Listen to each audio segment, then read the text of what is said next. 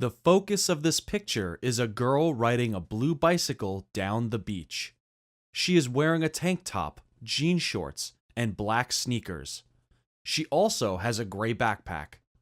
Her hair is pulled back and covered by a black hat. Her sunglasses are peeking out from underneath the bill of the hat. Closer to her, there are some people lying on their beach towels. Farther away, people are standing and walking across the beach. All of the palm trees and structures on the beach are covered in thick, colorful graffiti.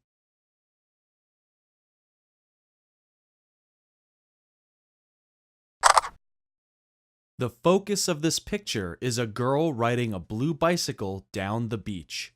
She is wearing a tank top, jean shorts, and black sneakers. She also has a gray backpack. Her hair is pulled back and covered by a black hat. Her sunglasses are peeking out from underneath the bill of the hat. Closer to her, there are some people lying on their beach towels.